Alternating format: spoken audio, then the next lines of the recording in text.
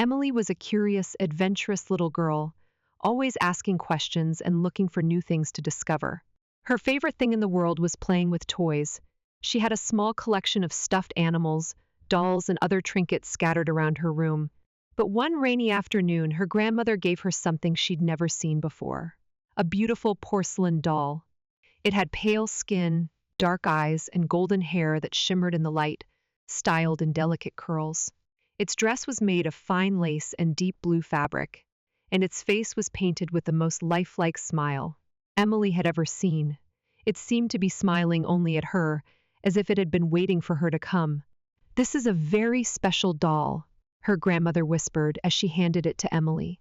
"But remember, you must never take it outside your room, and you must never look into its eyes at night. Promise me, Emily." Emily nodded eagerly, not fully understanding why her grandmother seemed so serious. "I promise, Grandma," she said, hugging the doll tightly. But her grandmother's eyes were filled with something deeper, concern perhaps, or fear. After the gift was handed over, her grandmother kissed her on the forehead and left the room. That night, after Emily's mother tucked her in, she placed the doll gently on the shelf by her bed. The rain tapped softly against the window, and a gentle breeze rustled the curtains. Emily tried to sleep, but the house seemed quieter than usual. As the night grew darker, she began hearing strange noises. At first, it was a soft creaking sound from the corner of her room, where the doll sat. But soon the creaking grew louder, like something moving, something scratching at the walls. Emily's heart began to race. She pulled the blanket tightly over her head, trying to block out the noise, but the scratching persisted, now accompanied by soft whispers. "Emily, come closer." Emily's eyes shot open. The voice was faint, but it was unmistakable. It was calling her name, soft and pleading. She tried to convince herself that it was just the wind or the house settling, but the whispers only grew louder. "Please, come, play with me." Unable to ignore the voice, Emily sat up in bed.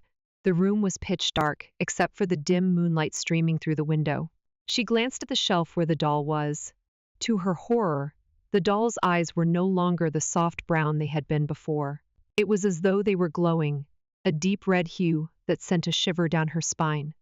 She froze, unable to move or speak. The doll's smile, once sweet, seemed to stretch unnaturally, widening into something far more sinister. The whispers continued, now more desperate, as if something or someone was waiting. "Emily, look at me, closer." With her heart pounding in her chest, Emily stood up, her legs shaking. She felt as though something was pulling her toward the doll, like an invisible force dragging her closer. As her fingers reached for it, the doll's head tilted slightly to the side, its black eyes fixed on her, never blinking. The whispers were now louder, almost as if the doll was speaking directly into her mind. "You belong to me now," the voice hissed.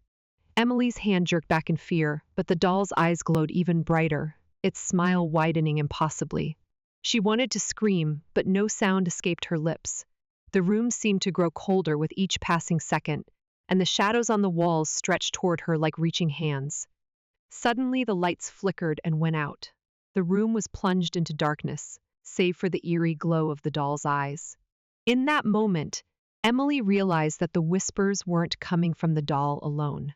They surrounded her, coming from every corner of the room, from the walls, from the very air she breathed. "You must obey me, Emily," the voice crooned. Emily tried to turn and run, but her legs felt like lead. The floor beneath her seemed to shift, and the shadows began to close in on her. She fought against the pull, trying to escape, but the whispers grew more frantic. "Come back, Emily. You cannot leave. You are mine forever." The shadows crept up around her, their cold fingers brushing against her skin, pulling her closer to the doll. Panic surged through her as the room seemed to spin. She wanted to scream, to call out for her mother, but no words came. Her mind screamed for help, but her body betrayed her. Suddenly, everything went silent.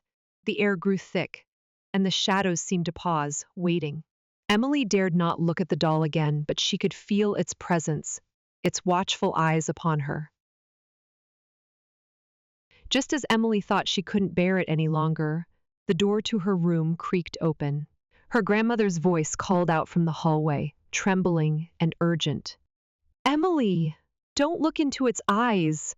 The old woman rushed into the room, her hands shaking as she grabbed the doll from the shelf and threw it onto the floor. The doll's eyes, which had been glowing red, instantly darkened and returned to their normal porcelain color. The room seemed to relax, the oppressive feeling lifting as if something dark had been pushed back. But it was too late. Emily was frozen in fear, her body stiff as a board. Her grandmother pulled her into her arms, whispering frantic words of comfort, but Emily couldn't understand them. Her gaze remained fixed on the doll, its innocent smile now twisted and knowing. Her grandmother hurriedly removed the doll from the room, locking it away in the attic. The strange feeling that had gripped the house seemed to lift with its removal, but Emily knew something had changed. The next morning, Emily's mother was frantic. She had come to check on her daughter, but when she entered the room, there was no sign of Emily.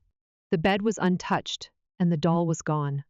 Her mother called Emily's name, but there was no answer. She searched the house, calling out, but found no trace of her. Her grandmother, too, seemed strangely distant, unable to explain what had happened.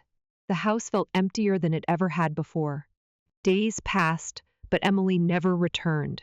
The police were called, and an investigation began. No one could explain her disappearance, and the only clue they found was a single porcelain teardrop, left on the floor beside the shelf where the doll had once sat. Several months later, Emily's mother, desperate to find answers, returned to the house one stormy night. She felt she needed to know the truth, to find closure. Her grandmother's warnings still haunted her, never look into its eyes at night. With trembling hands, Emily's mother climbed to the attic and found the cursed doll lying there, untouched. But when she reached for it, a cold shiver ran down her spine. The doll's eyes glowed faintly in the dark, those same dark red eyes that Emily had seen. Just as she touched it, a whisper filled the room. "She's with me now, forever." Emily's mother turned in horror, her eyes scanning the room. But there was nothing. Then, in the reflection of the attic mirror, she saw her daughter, pale, lifeless, with the same glowing red eyes. Emily's smile stretched wide, no longer innocent but full of knowing darkness.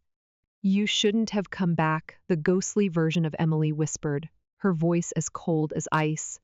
The doll had claimed its next victim,